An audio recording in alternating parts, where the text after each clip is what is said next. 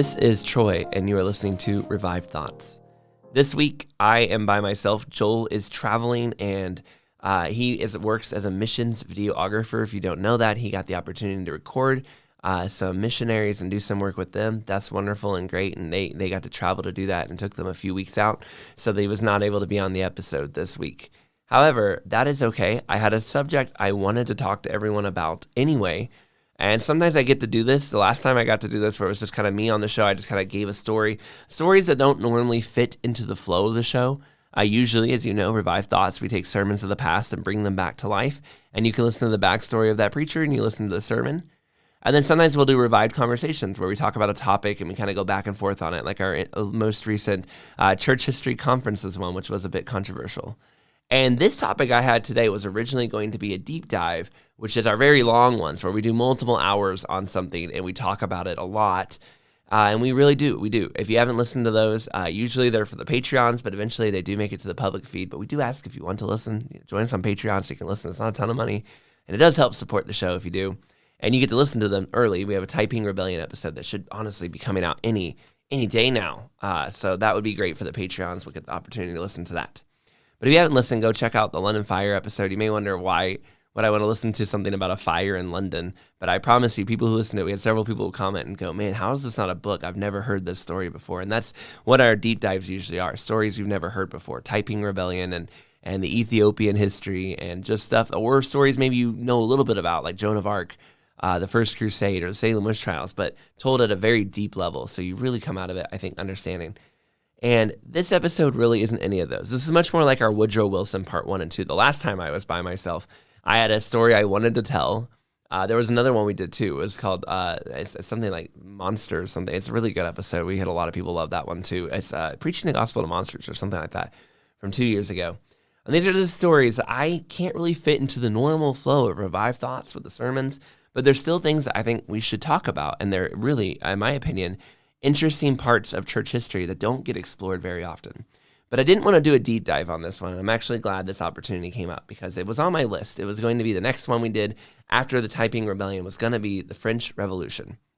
But if I'm honest, even you probably hearing just the words French Revolution, you just teleported back to high school history class and being bored probably as someone droned on and on and on and a bunch of French names went by and you just didn't understand it. And that's how I feel about it, and I've had to teach it, and I understand the French Revolution. There's just something about teaching that subject that just doesn't interest a lot of us. I mean, maybe you're a big French Revolution guy, and you found this podcast from this. You couldn't wait to find more French Revolution talk.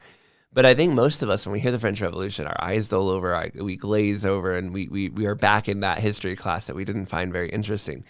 And I actually think this episode, to me, explained why, without realizing that there's been a piece of the French Revolution that's been hidden from us. And when I discovered this recently, actually completely by accident, but when I discovered this, I went, oh my goodness, that is, I think, what's missing, or at least a big part of what's missing in our understanding of the French Revolution. If I can just do a very short summary, start the clock, 1 minute, I think I can do this. The French people were upset with their king.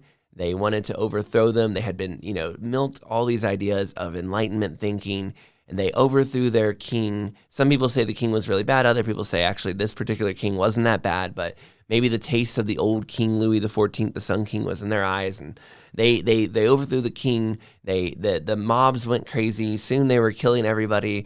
Then they were killing rich people, and then they started killing themselves. And then a guy named Robespierre took over, and he started killing everybody. But then he died, and then nobody was in charge. And a bunch of governments came and went. And then by the end of it, Napoleon takes over and starts a war with everyone. And Napoleon, for me, I think a lot of us is when the story gets interesting. Like this guy who's a soldier rises through the ranks on his own talents and leads the way. And that's the half that's interesting. The first half is just so confusing. It's hard to be interested, in my opinion, by it.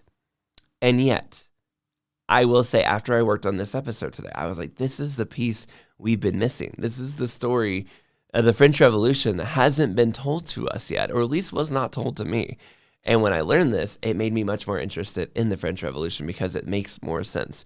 There's been an element missing, and that element, in my opinion, is the faith.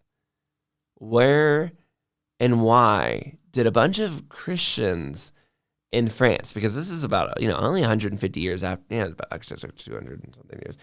It's after the Reformation, but this is supposed, and France is Catholic, so let's make that clear. France is Catholic. If you listen to Elise's episode on the Huguenots, which were French Protestants and martyrs and missionaries, France was going after Protestants all over the world. France was not a part of the Reformation, but France should have been a somewhat Christian country.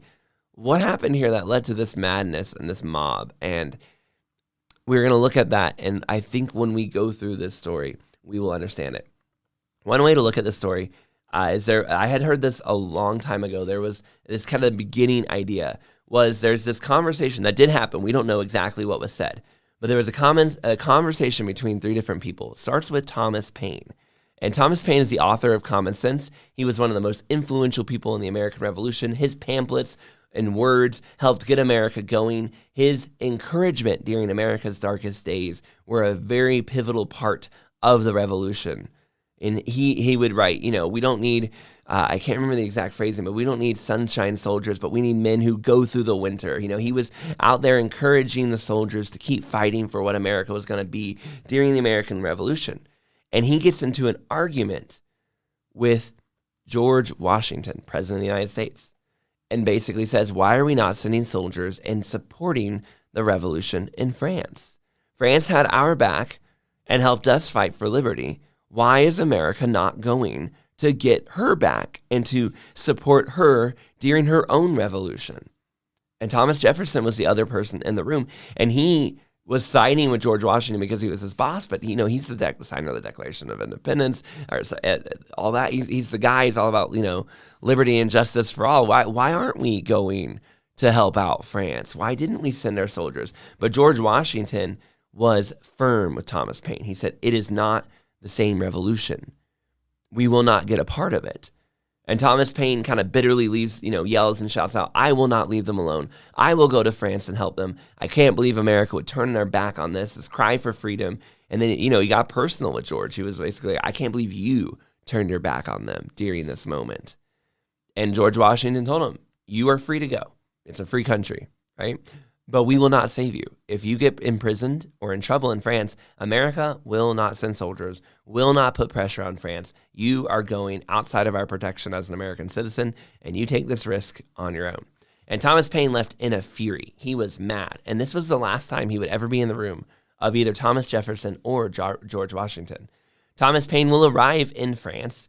He will fight for the revolution. At one point, he will be placed in jail. And he believes he's going to die in that jail, where he will scribble down the notes of paper of a book he's been working on God during that time in prison. He writes it down, fearful that he will be executed before his great book is written. And it's a good reason that he thought he would be, because in 1793, the executioner went past every single door that was going to be in that prison that he was in and put a mark on the door where the inhabitant was. If they got that mark, that meant they would be executed. And Paine got that mark on his door, which meant that he should have died. However, when they marked his door, he had visitors at the time. And so the way the guard had rubbed the mark on the door had been on like a slightly open door. And when the door was shut later, when the visitors were gone, when they came to get everyone who was on a marked door, his door was shut. And it was that part of it that was shut that covered up the mark. If it had not been for the slightly open door and this one, literally a door ajar with some friends over, had the guard been a slightly more careful, his door would have been marked and he would have been taken out and executed. That's how close Thomas Paine got to being executed during the French Revolution. It was a slip up of a guard marking doors with chalk and a door happening to be open that saved his life. So when he was in that moment, when he's in jail thinking, I'm going to die, he began writing a book that would eventually be called The Age of Reason. And if you have not read this book, you have not missed out on much. It is one of the most anti-God screeds you will ever read. I say this as somebody who has read it.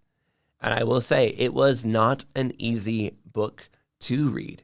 I would not recommend reading it. I would say it's a book that if you're not firm in your faith, it will shake you up a bit. I was firm in my faith, and I am firm in my faith. I love Jesus Christ with all my heart, and the Bible is his inerrant word, but it did challenge me. And I read it, and I was like, these are tough questions. I had to go through, and I couldn't read alone. I had to go to commentaries and read other things. I found actually a person who responded to the book when it was published, and they would write letters back and forth. And so I read his answers to Thomas Paine's questions. I found they were very satisfactory. But it was not a book that just I felt at the time when I read it 10 years ago that I could answer all the questions that it brought up about the Bible on my own. It's a very anti-God book, and many have said it's one of the most damaging books that has ever been written to people's faith. It is just such a attack, and it just comes off like in today's world it'd be like an angry atheist Reddit page. But I mean, it is an insane attack on the Bible that really challenged and broke a lot of people's faith. And that's what he was scribbling down on pieces of paper in that jail cell. And when he realized, of course, he did eventually not get executed, he put it into a book.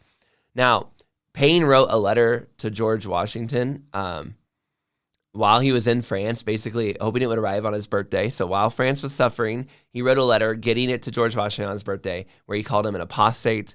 You gave up on freedom. You're a military commander, but you don't deserve praise because you're deep down a coward.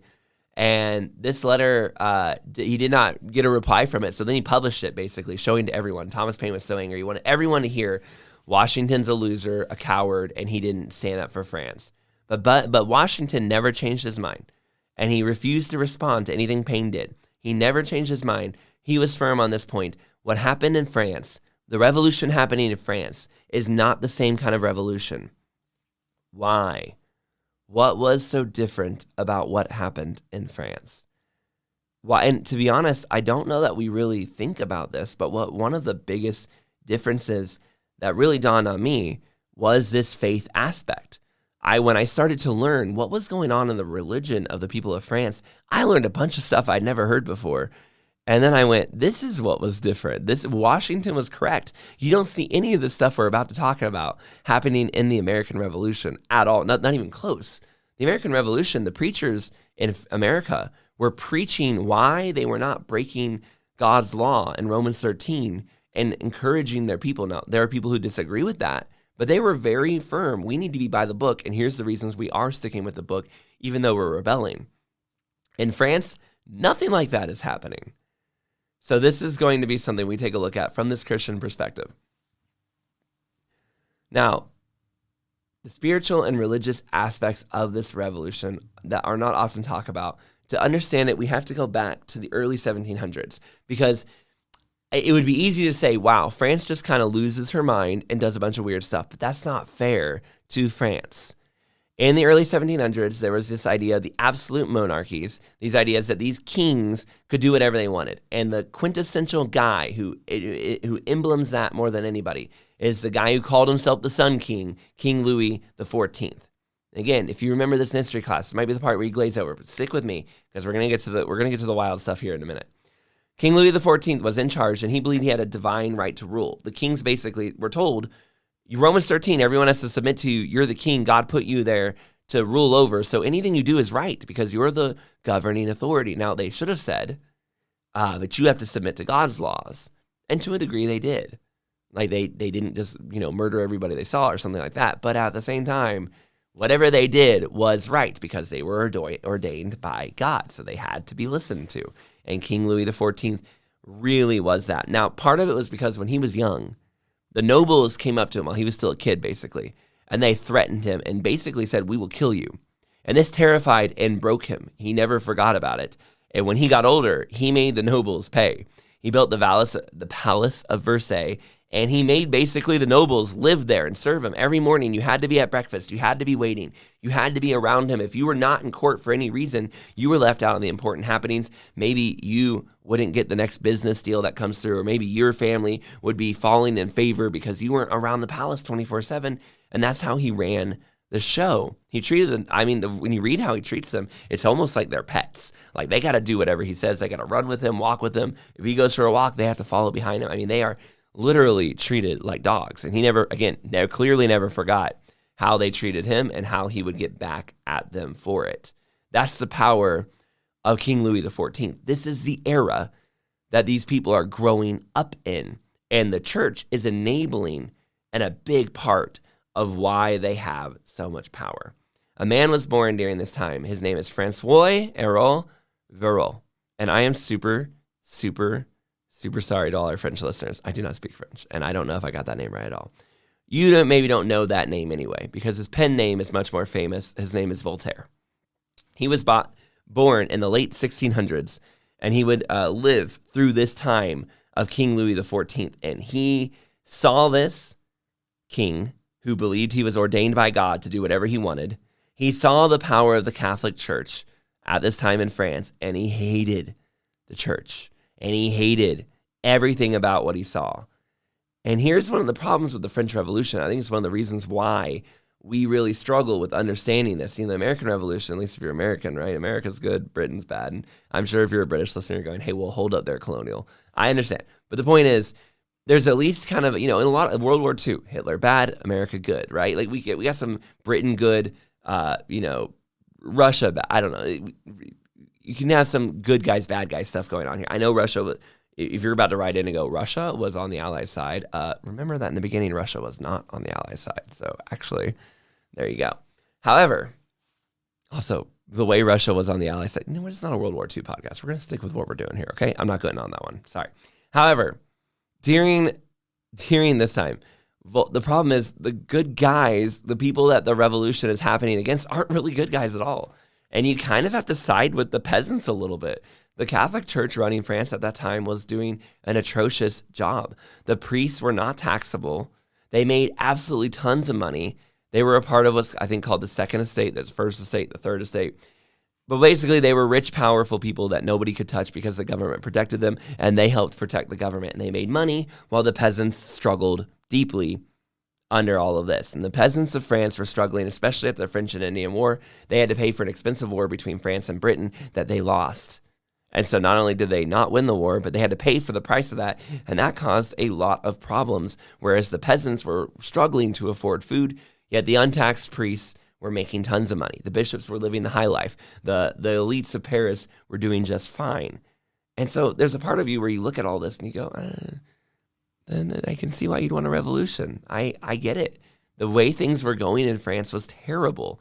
And this is one of those situations where the church is going to receive irreparable harm from the French Revolution, but it was her own fault for getting involved in politics and forgetting her first duty to share Christ and to take care of the poor and do those things that God called us to do in the Bible. The church had long left that duty, and now you're seeing in some ways the comeuppance come, but it's at the expense and harm of everyone else. And so it's just a bad situation, and you wish you could go back in time and just get all of these French Christians to stop persecuting Huguenots, for starters, but then to live like Christians, help the poor, and take care of people. And it's important to note, some of them were. There were always some people who were doing those things. It's just the majority of them didn't seem to be. Now, Voltaire, this guy growing up at this time, he is an important person because he really, I won't say he's the only atheist, and he would say he's not an atheist, but he's basically your YouTube channel Angry Atheist in a sense. He's much smarter than that, but he is, right? And he's not the only one, but he's very clever in his attacks. For example, the church would censor what you could write, so he could not write direct attacks against the church. He couldn't say, the church is stealing all our money. But he found a way around that. So instead, he would say, did you hear what so-and-so said? They're saying the church is stealing all our money, and they're building all these things, and they're enjoying this, and they're making money off of us, and they just harm us. And he would write this long thing about what so-and-so said, and it would be all his true beliefs. And then he would end it with, but thank goodness we know France would never do that, or something like that. Some little pithy quote at the end to say, oh, but this, you know that is worthless. You know he's just saying that. But through that, France can't censor him because technically it's not his beliefs. And he rebuts it at the end, right?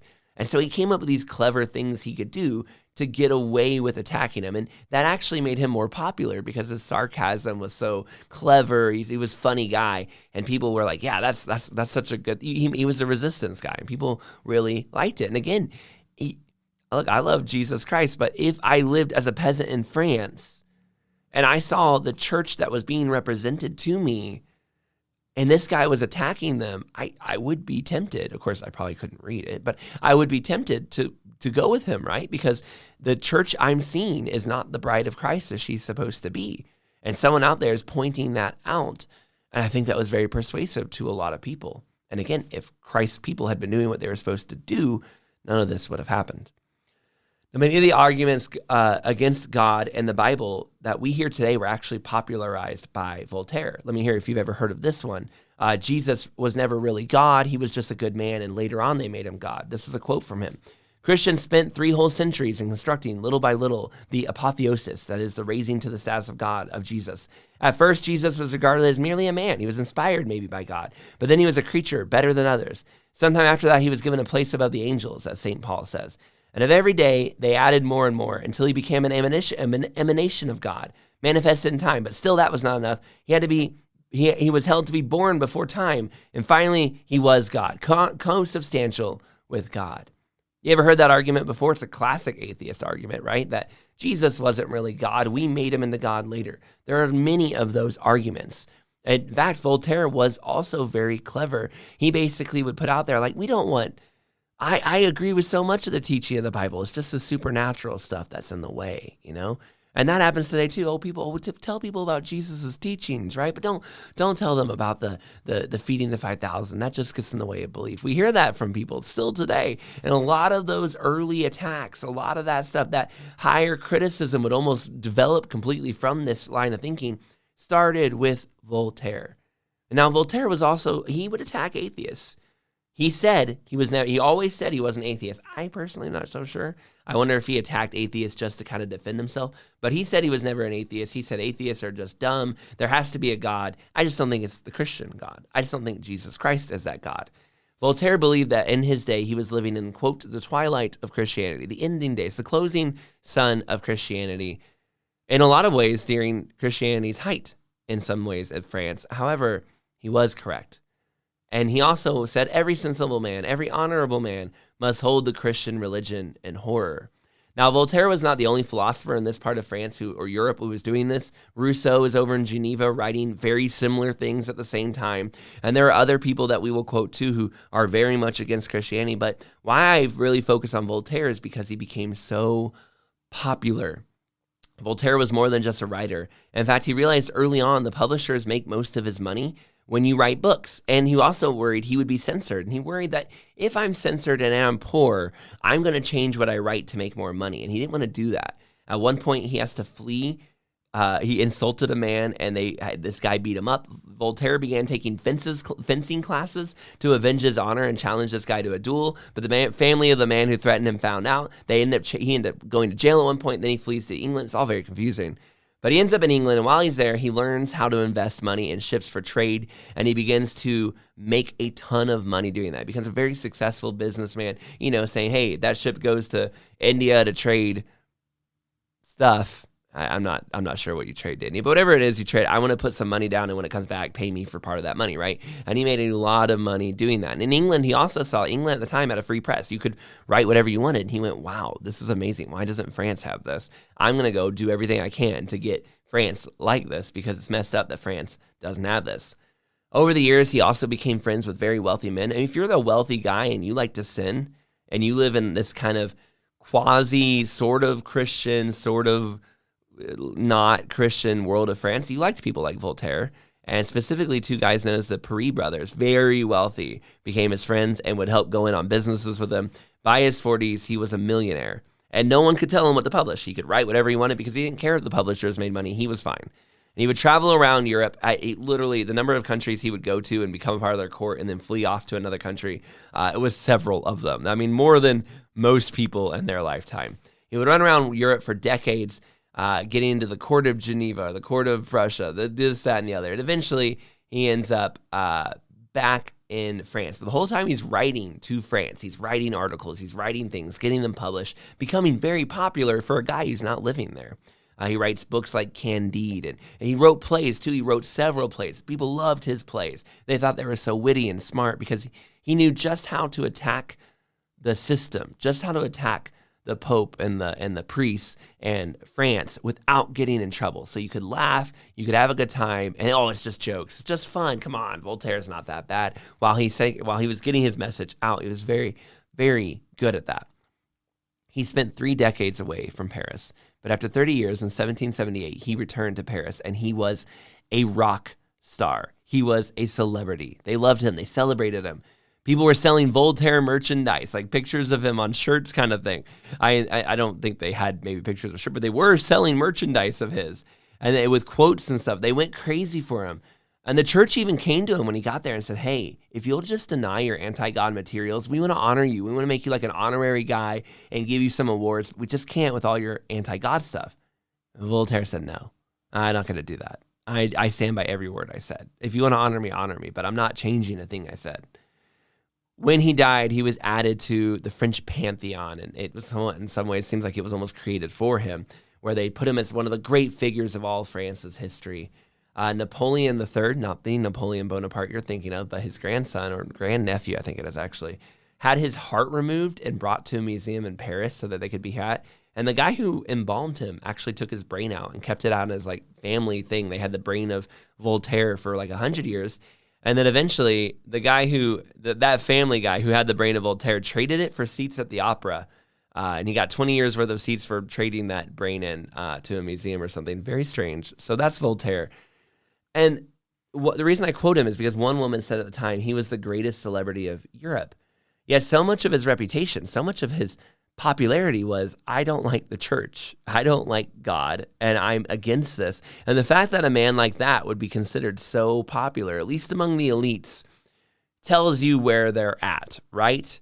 You know, I was showing a list of my students, the top Billboard songs and who were the singers and stuff like this the other day. And one of my students made the point, he said, you don't ever see Christian music at the top of those billboards, do you? And I said, no. He said, that kind of tells you that we're not the billboard people, the people listening to music are not very Christian. I was like, I think that's very true. What you're listening to, what's popular is somewhat, because of reverse, if the top Billboard 100 was Amazing Grace, followed by, As Can It Be, and some of the others, if it was all songs we sing in church, right? That would tell you something about those people. The fact that they're all almost anti-God songs, that tells you a different story, doesn't it? And that's kind of the situation Voltaire's in. The fact that a guy would be this popular, he'd be this famous, that he'd be this big before the revolution happens, tells you where the heart and spiritual thoughts of France and in a lot of ways Europe, but especially France, was at that time. It really demonstrates where they feel. They are against the church and they are against God. And what's about to happen in France, even though he dies in 1778, 11 years before the revolution truly kicks off, but what's about to happen in France is this anti-God sentiment. And the reason I think we struggle to really understand the French Revolution and care about the French Revolution is because that part of it has been obscure to us, that this was a giant move against God and the church. And when you don't have that peace, to me, I understood that piece. I said, this revolution makes way more sense. It wasn't random. It wasn't just mobs. It was an anti-God and anti-church movement. Now, that's not to say there weren't people who were fighting for God and fighting for the church in this movement. There were some people looking around going, look, I'm not signing up on all that, okay? I am still Catholic. But you will see that that is not the majority in this situation. Voltaire was extremely popular. Another French philosopher, Diderot, was quoted saying, man will never be free until the last king is strangled with the entrails of the last priest. So that's a lot of hate for God and the priest, right? The last king must be strangled with the intestines of the last priest. Another, Baron de Holbach, as I said, I'm not French. A religion has ever filled the mind of man with darkness and kept him in ignorance of the real duties of true interests. It is only by dispelling these clouds and phantoms of religion that we shall discover truth, reason, and morality. Religion diverts us from the cause of evil and from the remedies which nature prescribes. Far from curing, it aggravates, multiplies, and perpetuates it. Now, you have these kinds of people saying things like this, and then you have a revolution right afterwards. You got to know this was a part of it, and this definitely was a big part of it. Now, these are just some of the feelings. We could keep going on and on, but I think you get the idea. There's a large movement here against God. Now, I'm going to try to sideswipe the confusing aspects of the French Revolution. It's impossible to completely sideswipe it. It reminds me of England's Glorious Revolution. There's Civil War they had. There's just certain things that happen, and you kind of go, okay, this is really confusing. What's going on? Especially, I don't know if it's because I'm an American. I don't live in America, but I'm from America, and we just don't have all these kings and queens and families and stuff. To me, this doesn't quite really just add up in how you do things. But I get lost when you start naming these things. And with the French Revolution, there's a national convention, there's a tennis court assembly, there's all these different things happening, and I'm going to skip most of that. That's not because that's not what we're here to do. We're looking at what's going on with the church and what's going on with the government, and that's where we're going to really take our focus and be at. The first thing that they do in 1789, they begin overthrowing the government. And in 1789, that one of the first things the new French government does is it immediately eliminates the tithing of the Catholic Church.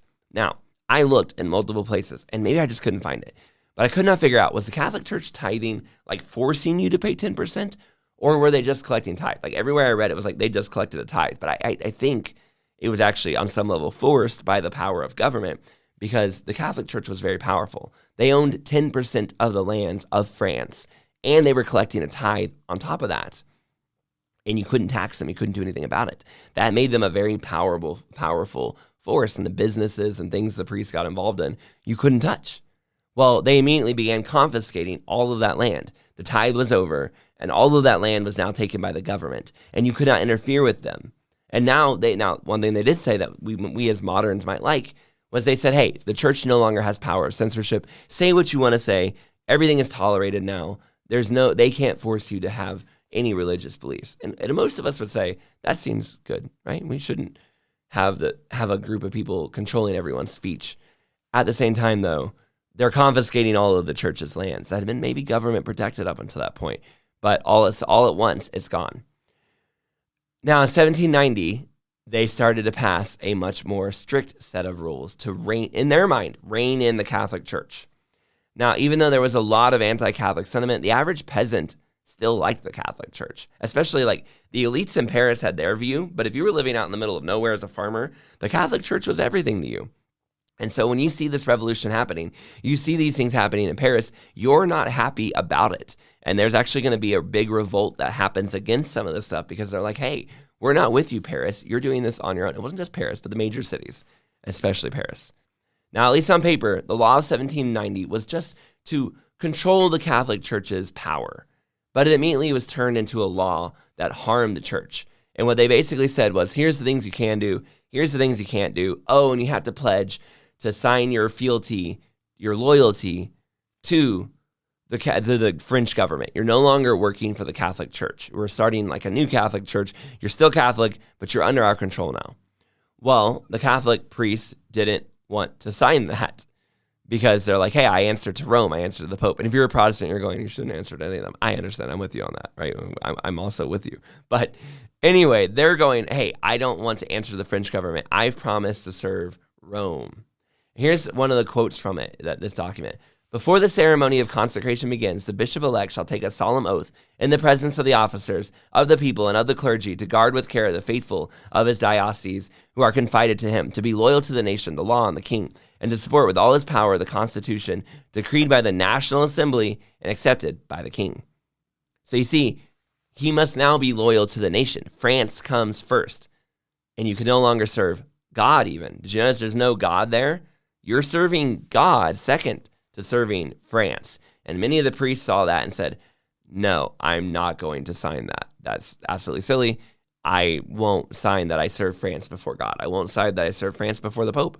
I'm not going to sign I serve France before the church. I love France maybe, but I'm not signing that. Well, this immediately got you suspected. You were now immediately in trouble, and your salary just got revoked. France is not going to pay for you if you won't sign this document. And you had to now come to court. And they suspected everybody who wasn't with them of being a traitor. In 1792, the French government began to come up with new ways to kind of get it. They want it on to the public. They will tell you, hey, the church needs to be reined in. But in private, it was also, we're fighting wars with a bunch of countries right now during the French Revolution. And France's churches are sitting on a lot of money. How can we get some of that money? They literally, one of them said like, hey, they're sitting on 100 million livres. Now, I don't know what that is in French money back then, but it must have been a lot, because they were like, how can we get some of that?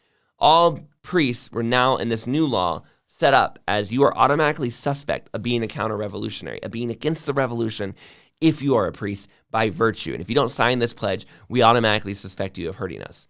During the French Revolution, there was a counter-revolution where people tried to fight back. It was unsuccessful, but it did cause problems, and France was in the middle of wars with other countries. France didn't have time to deal with the counter-revolution happening inside, and they saw the priests as a big part of that problem. And to be fair, I'm sure some of the priests were against what France was doing and were a part of that counter-revolutionary movement. So, maybe to give some credit to the French Revolution, that was probably a fair assessment that some priests were doing that.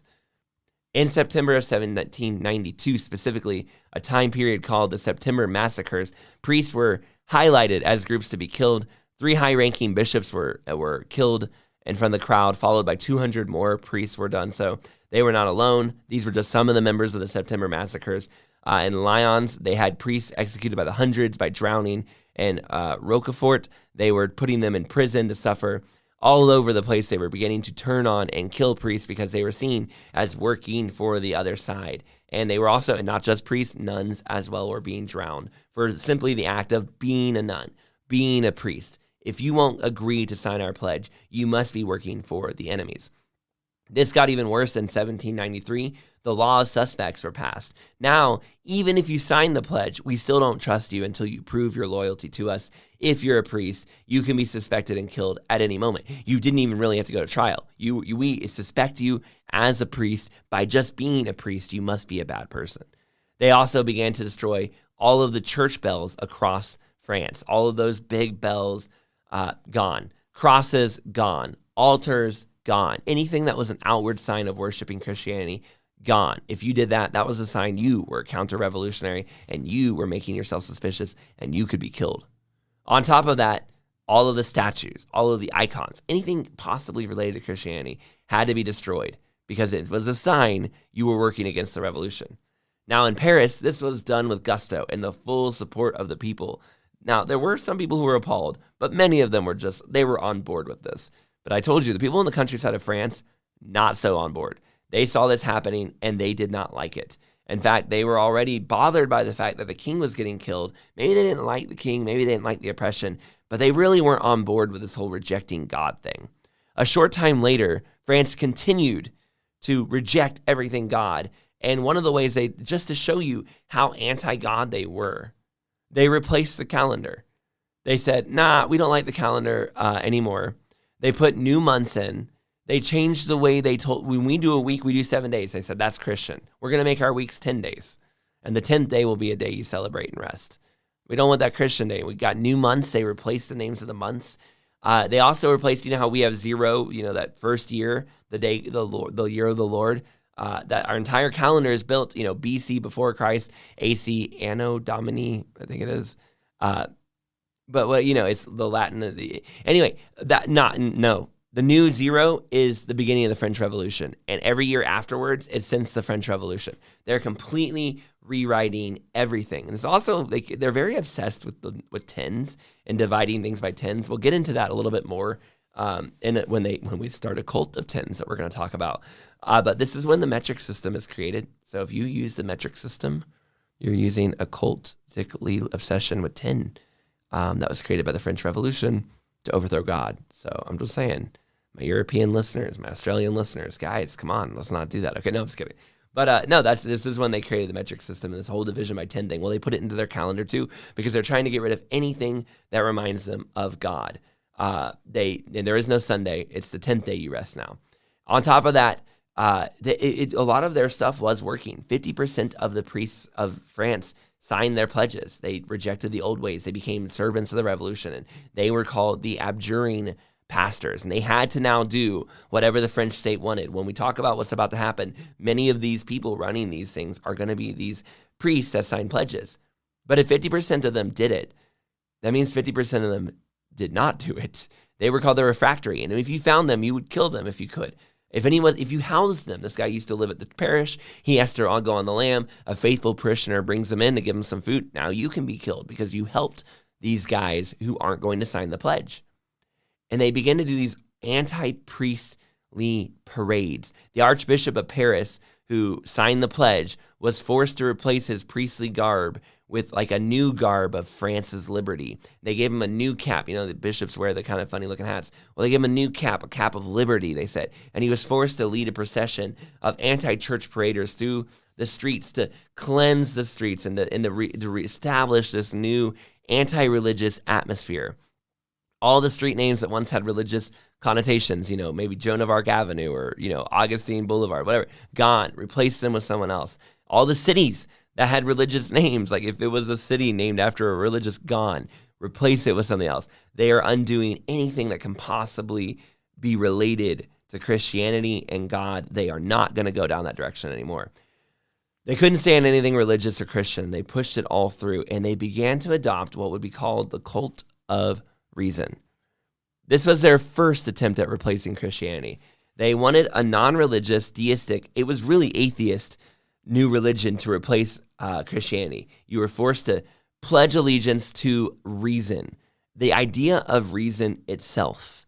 And it's very strange. Like, how do you do that? I will worship reason. Reason's not an entity. It's nothing. I pledge allegiance to reason, but how do you even do that? And yet that's what they forced people to do. And they would now not always reason. Some of the churches that quote unquote churches that were coming would worship liberty or nature or victory. And you could worship all four of those ideas or more, but you also had to have reason. And it was atheistic. I mean, this is clearly there is no God. They replaced the holidays in the country. But the people resisted. Look, we've always had these holidays. We like Christmas. What are you doing? And the priests of the old order, the ones that signed the pledges, now came in to do these new religious services where they, had once given communion. They were now giving services to reason, to victory, to nature. And in some of the country towns, the people wouldn't have it. They forced them. They were like, we're going to kill you if you don't give us communion. Like, we need communion. What are you doing? And that's just something I find kind of, I don't want to say funny, but like it is kind of funny, right? Like, if you don't give us communion, we'll kill you. Get rid of your that reason stuff, right? Now, funny in retrospect, I should say. I'm sure at the time it was not. At least 16 churches that were big, famous churches of Paris were not closed down, but they were replaced and turned into temples of reason. Here they would throw festivals of reason. And again, all of this is worshiping this idea, this vague concept of reason.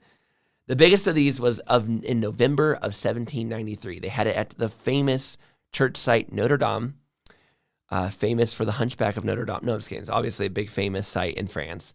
And they tore the altar down that was sitting in that church, and they inscribed on this broken altar to philosophy.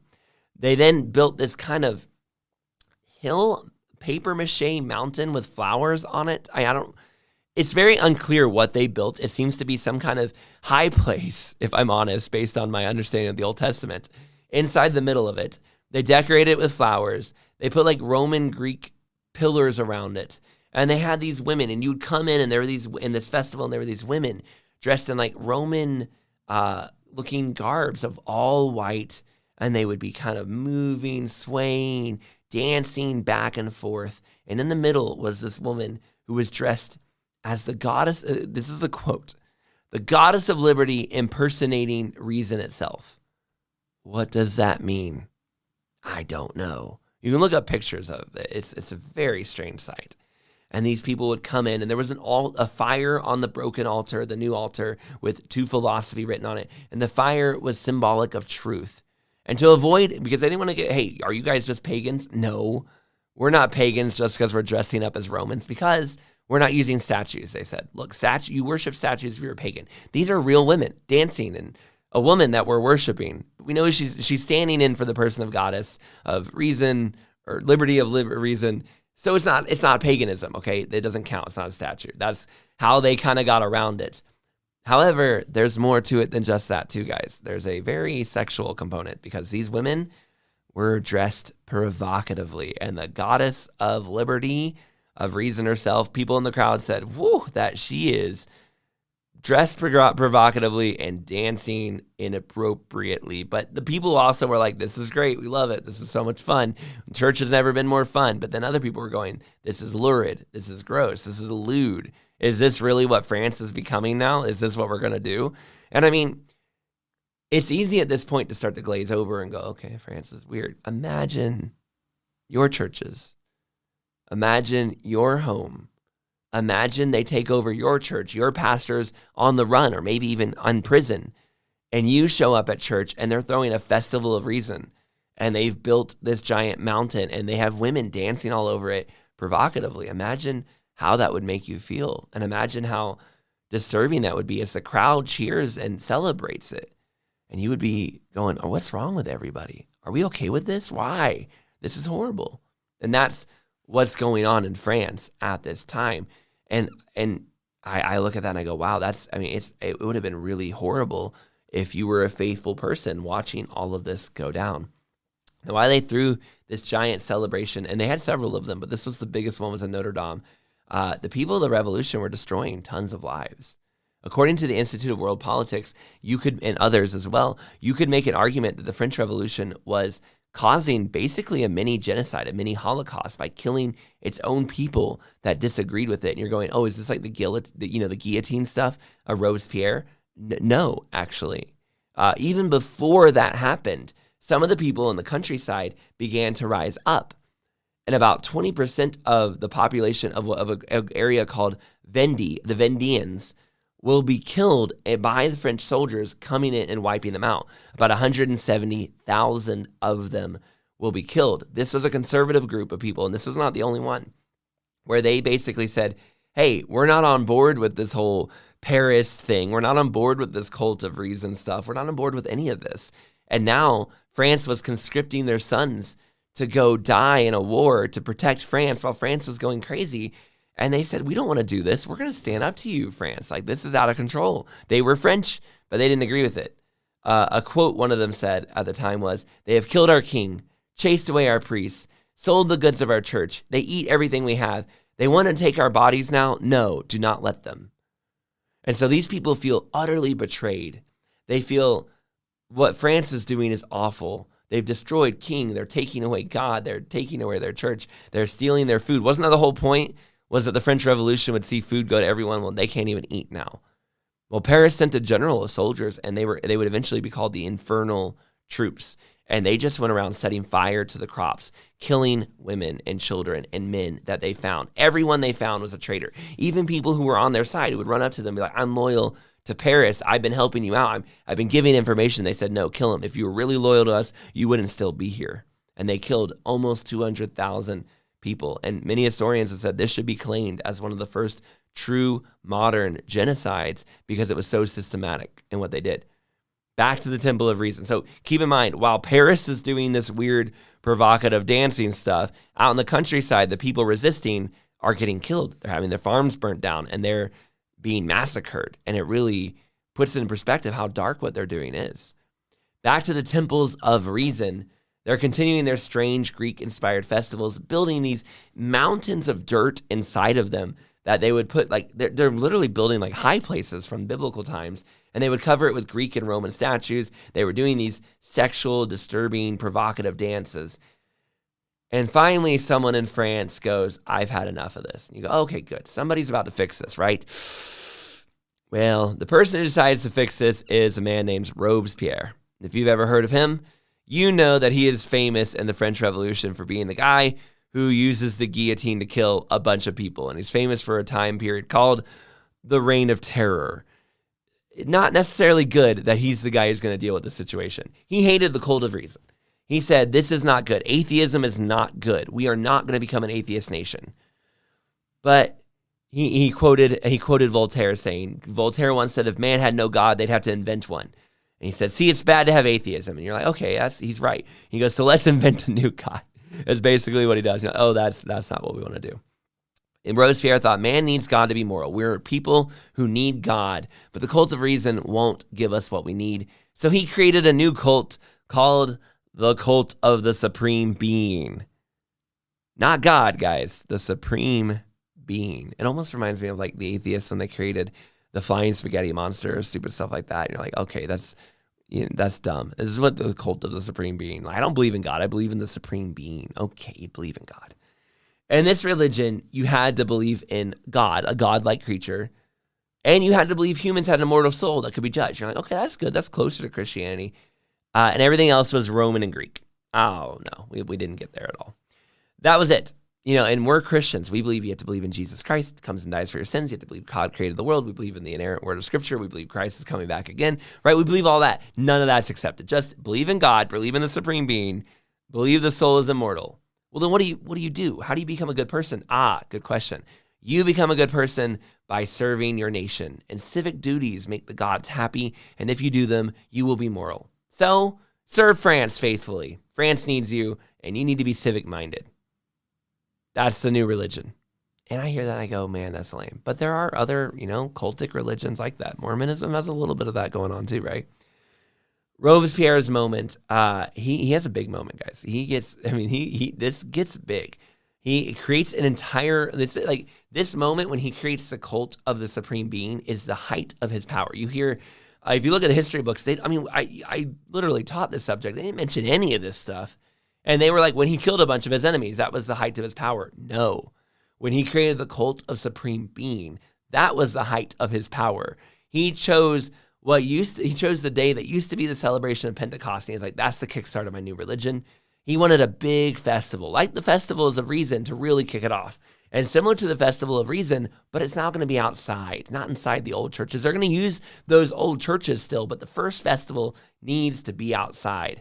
And he even moved the guillotine. He said the guillotine's been in the middle of Paris, but the sounds of people getting beheaded might distract us from the festival. So he didn't stop beheading people. They had too many people to behead to stop beheading people. He just moved it outside of town so that wouldn't distract you from the festival he was about to show off, right?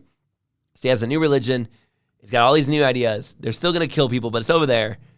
And it starts on a beautiful day, sunny day, June 8th. He leads a large procession of people through the streets of Paris. All the girls have roses in their hair. The men are carrying wreaths. They're going to drop them off in the park. Everyone's joyous. Everyone's happy. Robespierre is overjoyed. He can't stop giving speeches on brotherhood, freedom, liberty, victory. And then they leads them all to this park in the middle of Paris, where there's a giant man-made mountain, even bigger than all their other ones. And it's got flowers, it's got stuff, but on top of that mountain that they made in the middle of this park, this big hill, there's a giant tree, the tree they call the Tree of Liberty, right? And everyone sees it, and next to it's a pillar with a statue of a woman, Lady Liberty or something like that's there. And the crowd is loving it. Robespierre gets up, he's wearing bright blue, almost priestly-looking garbs, and he gives this big speech where he says atheism was wrong, the cult of reason's no good.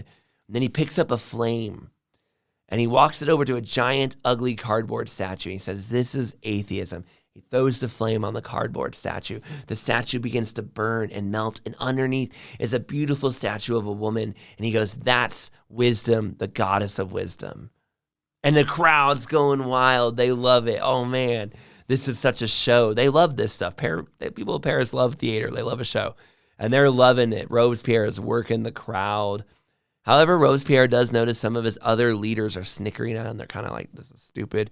He didn't hear this quote, but one of them will be quoted, it's not enough that he's in charge of the nation. Now he's got to be God too, right? Like they're not loving it. And he takes note of that. Like he looks at them and he kind of like, I see you. I see that you're not enjoying this. And I'm going to remember that. 500,000 people are at this festival, seeing all of this, seeing the mountain, seeing the Tree of Liberty, seeing all of this, seeing the speeches given by Robespierre and the other people. They sing revolution songs. They chant "Viva la Revolution," "Viva Robespierre." They are enjoying it. It's all, and then after the speeches, after burning the statue, right after they do all that, they go and enjoy Greek and Roman style athletic competitions and cheer all day long, watching an early version of the Olympics, I guess, here, of at least France competition, because that's what the Greeks and Romans did. They wrestled, they ran races, and so that's what we're going to do too, because we're going to worship the Supreme Being and we're going to be athletic. Robespierre, everyone who saw Robespierre said, I think this is the happiest day of his life. We don't have Robespierre's exact quote, but I'm pretty sure it was based on every account. He could not have been happier. 2 days later, Robespierre introduces a law to speed up the trials and executions. You see, we have too many people in prison. It's overcrowding. We need to deal with the overcrowding prison problem. We're going to start executing people a lot quicker. Your trials are basically not going to happen anymore. We're going to do this really fast. Oh, and also, some of my leaders, we think, have been conspiring against me, Robespierre. And so we're going to start searching them. He would threaten them all the time, these leaders, with, I know that you're conspiring against me, and I know who they are. But I won't tell you, because then you'll try to stop me.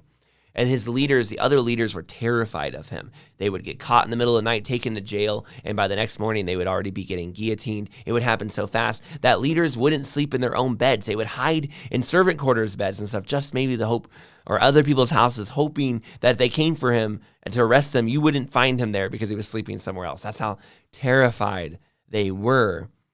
Within 6 weeks, less than a month and a half after Robespierre's big festival, Robespierre was arrested by the leaders trying to stop him from him executing them, basically.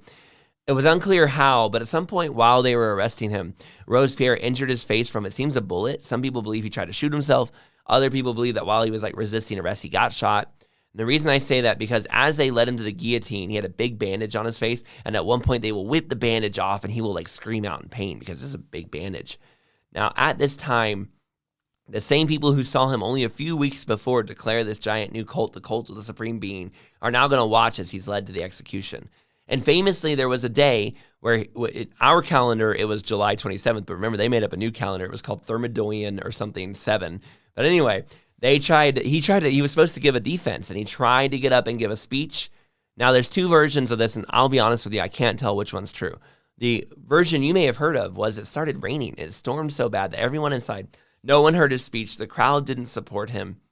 And so there was no one there to end his execution. Even famously, it said that he once believed the crowd would never let me be executed. They loved me too much, but the rain sent them home and he was executed. Another version says, no, I don't know if there was a storm. It was just that the mob was so loud, no one could hear him. Either way, he doesn't get his speech out there. The people don't hear it, whether it's a storm or the mob. It's too loud. He's not able to defend himself, so no one defends him. And the next morning, he is guillotined and he dies. His head is cut off in front of the same crowd that only 6 weeks before he had proclaimed a new religion too. After he dies, the cult of Supreme Being kind of falls apart. I mean, when your founder gets executed for treason against everyone, do you really want to be seen as supporting that? So everyone kind of backs up off that cult. Now, his cult was intersecting with another cult in France at the time. You're going, how many cults are in France? 5. We're going to talk about at least 5 of them. All right, so this is number 3. Weirdly, the death of Robespierre was predicted specifically by a woman who was sitting in jail by Robespierre's own hand at this time. Her name, Catherine Thiot. She had claimed she was a prophetess and she had a small cult following. She said she would be the mother of God and give birth to a new Messiah. She was arrested, but on her person when they arrested her was a prophecy she had written down saying Robespierre is the new John the Baptist and he will be beheaded like John the Baptist. And when he was beheaded, she was like, I told you so. Now, guessing that somebody was going to be beheaded in France is not exactly, it's not exactly winning the lottery, okay? That was happening everywhere. But she did correctly predict that the guy doing all the beheading was going to soon be beheaded like John the Baptist in her mind. Now, the Theotists saw this and were like, yeah, see, we proved it. But they were actually causing problems for Robespierre. It's part of the reason he got arrested. Within a week of him declaring his new religion, the Theotists came up and supported him. He liked them, but it made him look a little crazy. And this kind of began some of his troubles, having these people support him. And it was one of the reasons the people who didn't like him used it like, hey, you have those crazy Theotists following you around. You know, you're out of your mind kind of thing. No, I don't like them. Throw them in jail. That's why they put them in jail. Like, I'm not friends with theirs. See, I put them in jail, right? The disciples of Catherine Thiot were eventually acquitted and they all got to leave. However, while in jail, Catherine Thiot herself did die of just, illness or whatever. While in jail, she did not give birth to a new Messiah. So that prophecy did not come true. There you go. Now, after the death of Robespierre, things calmed down in France a little bit for a while, and some of the anti-Christians attacks softened a little bit. Some of the churches were kind of able to return, but not completely. And many of the priests were still being arrested and killed, but there was still a little bit of a return to things, just a tad. But a new cult was forming to take the place of the cult of the Supreme Being, and this was the Decadery cult. I think that's how you say it. And this was based on Deca. If you're noticing Deca, decameter, Deca is 10. And this was a cult of the 10 days. It's literally just kind of like called the 10-day cult. And it was basically, hey, on the 10th day, we celebrate and throw a party.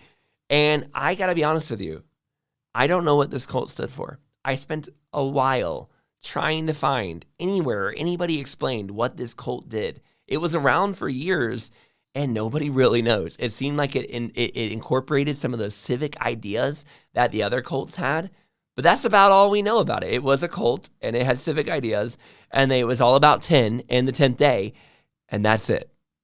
So there's this other cult out there. It's going to merge with the final cult that we're talking about. And then when I say cult, a cult makes you inspire like this idea of like a cult leader. This is not cult in that sense. This is like religion, basically. They're calling them cults, but they were the national. Each of these religions that we've talked about were endorsed, at least two of them, the Cult of Supreme Being, the Cult of Reason, and the last one we talk about, were all endorsed by the French government as the official new religion. All the holidays were swapped. Everything was said, this is the new religion. So when I say cult, I don't mean like a man in a bunker. I mean like the entire government of France says, this is our new religion for a year or two at a time. And around the year 1798, the French armies captured Rome over in Italy.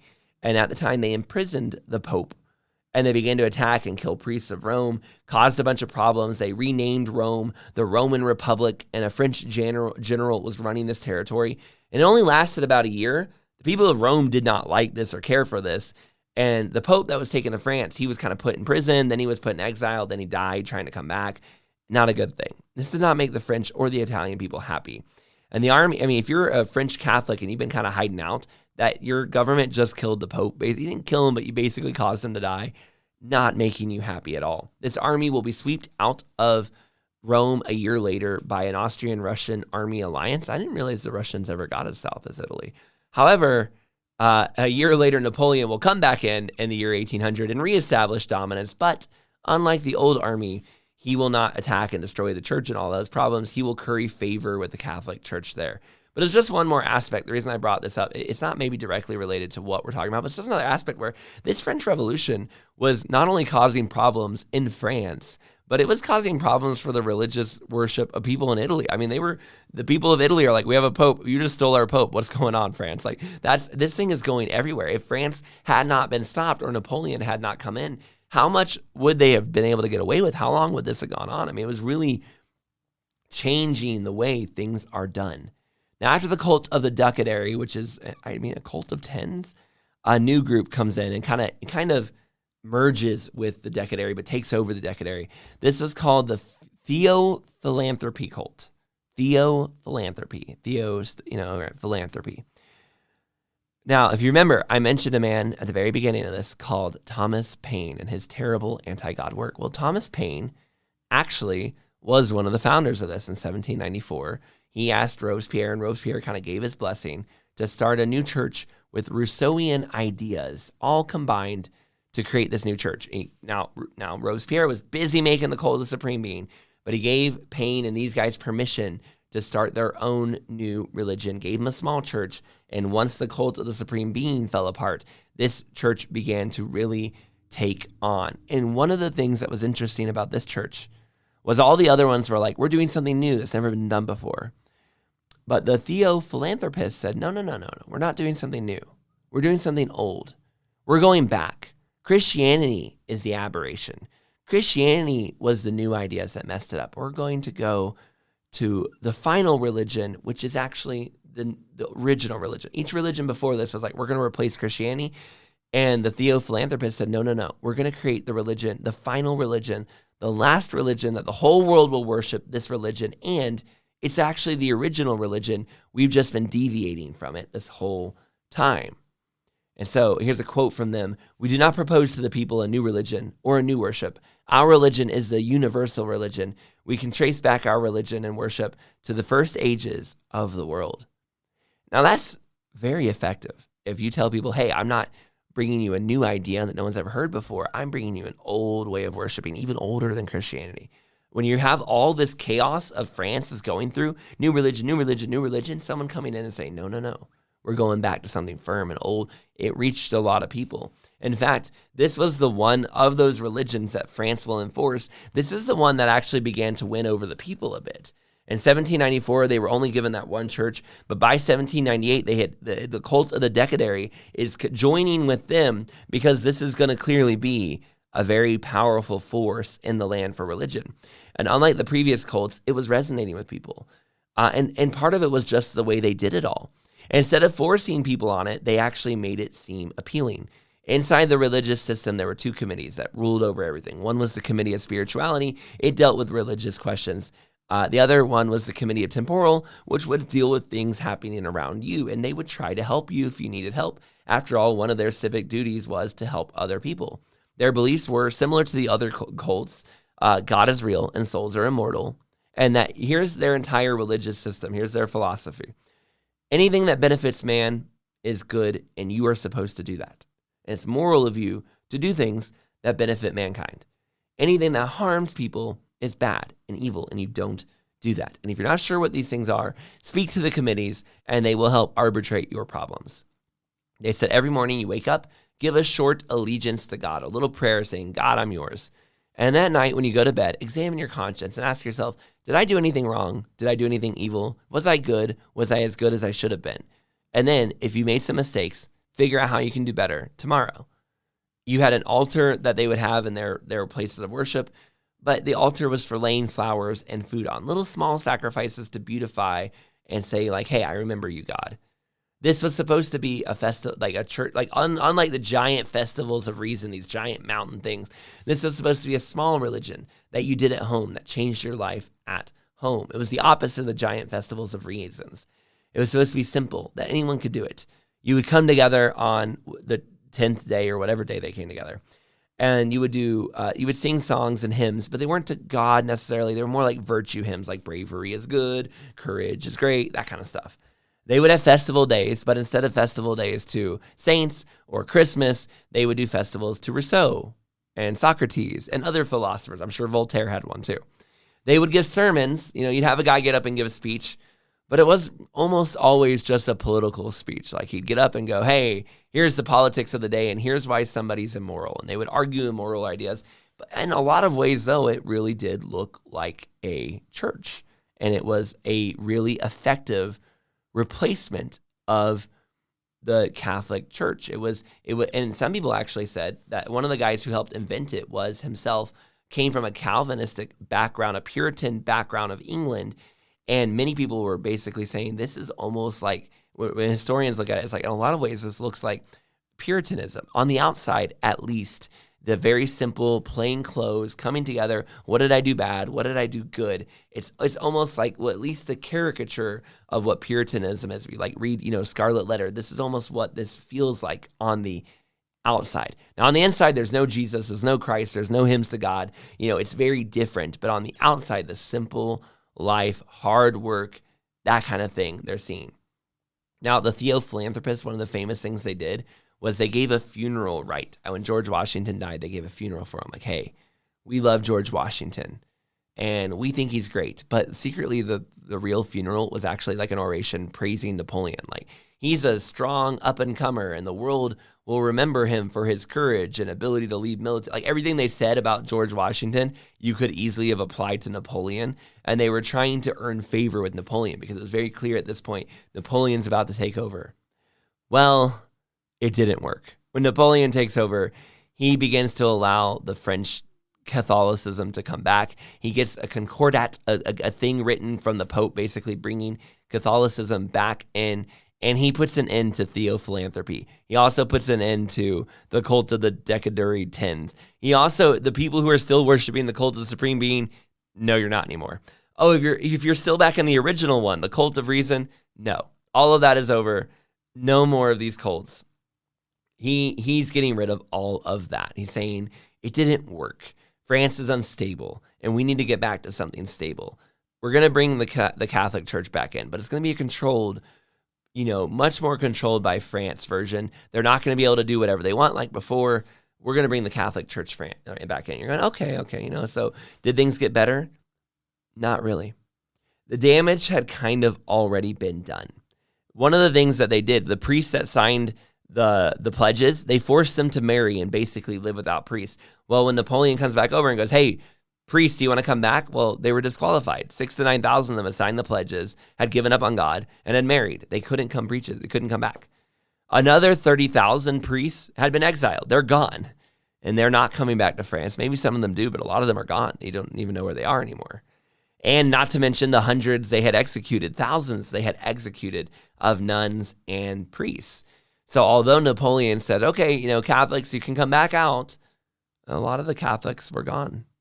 There were nobody to run those churches. Maybe some of them came back, but a lot. And France is still a somewhat Catholic country to this day, but not really, because the damage was done. You couldn't really recover it. You had slain, persecuted, and for 11 and 12 years attacked everything Catholic, and regardless of whether or not you were bringing it back in, that had an effect. That was a powerful effect on the people People were scared to be associated with it. I remember when I lived in Cambodia, there was the Khmer Rouge happened, 40, 50 years ago. And one of the things they did is they went after anybody who was dressed smart or rich or wealthy. And if you wore glasses, they would kill you.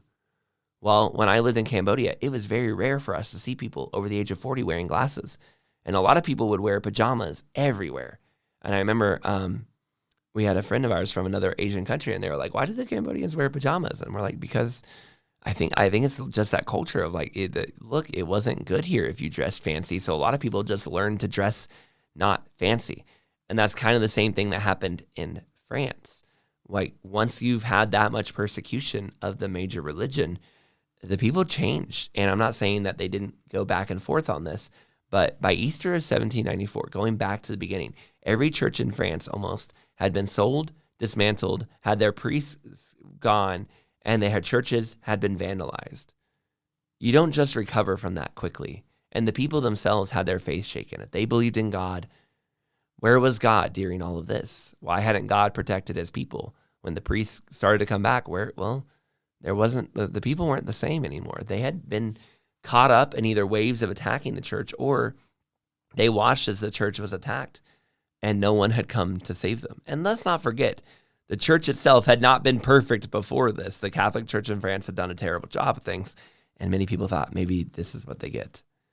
So what do we make of this for today? You listen to this whole episode and you go, okay, what is my takeaway? What do I walk away from this? Well, a few different thoughts for you that for me stand out. For starters, comparing the American Revolution and French Revolution, very different. I feel like this religious element for me really helped me to understand the French Revolution and why I've never really found it interesting. It's because we left out the most interesting part. They struggled with their relationship with God, and it made a difference. And it just, to me, there's so many historical events.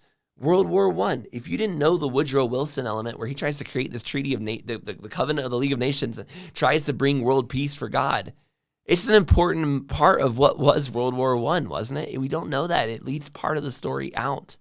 So much of our history, so many of our stories, the second bloodiest event in human history, the Taiping Rebellion, is this wild event caused by a guy who thought he was Jesus' brother. Just so much of history is changed because people are interacting with God. And the French Revolution is not different. When the people of the French Revolution began to reject God, they did all these crazy things. And part of the reason it's so crazy is because they couldn't even figure out what religion they were going to be. And that leads me to thought number 2. They tried atheism. If anybody had a shot at making atheism work, it was the French. They hated the church. They hated the Christian God, especially the elites. But they couldn't make it work at all. It just didn't come together. They could not figure out what to worship. So then they created these fake cults, the cults of the supreme being, and just none of it took. It wasn't doing what it was supposed to do, because you can't not worship anything. You have to have something that you worship. You are designed by God to worship. And if you don't worship God, you will worship something. And to all the atheists out there who go, if we just got rid of, religion and God, life would be better. Well, the French Revolution tried that, and it was horrible and bloody. And I'm not saying things are perfect before that, but it was horrible and bloody when the atheists took over. They did horrible things, and they immediately threw themselves into all kind of wild, weird sins. And the people who tried to make it work ended up, most of them executed for trying. It didn't work. Thomas Paine was wrong. The Age of Reason didn't come. It's been 200 years of quote unquote the Age of Reason, and we have not seen the world improved dramatically by these ideas. It doesn't work. Humans are created to worship something. And whether it's the French Revolution trying to replace God with the supreme being, or the theophilanthropy, whatever it is, reason itself, or, the stories of North Korea where they try to replace God and then they had to make themselves God because people have to worship something. You will either serve God or you will worship something else, but you will not worship nothing. And the French Revolution story shows all the intellectuals, all the brilliant, smart people thought they could create something and make something great if only they could get rid of the church. And instead, all these Voltaire, Rousseau, genius people go into history for creating one of the bloodiest messes in human history in the French Revolution, because they were struggling and they were ultimately fighting against God and they were not successful. I hope you enjoyed this episode of Revived Thoughts. I hope you enjoyed this kind of not a deep dive, but a look into the French Revolution and really the side of the French Revolution that I had just not heard that much before. I knew a little bit of this stuff, but I really didn't know about all the cults and the mountains they were building and all of that. I do suggest if you want to go on Google Images and look up, the mountains themselves are really weird and it is just odd that people did that. And it really reminds you of Old Testament stuff, right? Like Solomon building the high places again. It just is a very strange thing that they ran off to go do. I hope that you enjoyed some of this and got something from this. I don't have like a direct application for us today of like, and this is why we shouldn't, but it just is an interesting aspect. Yet another moment where history has been taught to us, I think, one way. And when you look at the religious side, you look at the church history side, you look at the side where man is dealing with God, you see a completely, not a different story, but a fuller fleshing out of what was really going on. And it just shows you how so many of these historical events, how so much of history is man interacting with either rejecting, embracing, or going against or false teaching. But so much of what we understand and know is man and its relationship with God. History is so much just that. But oftentimes we get the secular, sterilized version of that story, and it just doesn't make sense. So anyway, this has been Troy, and this is Revived Thoughts, and I hope you enjoyed it.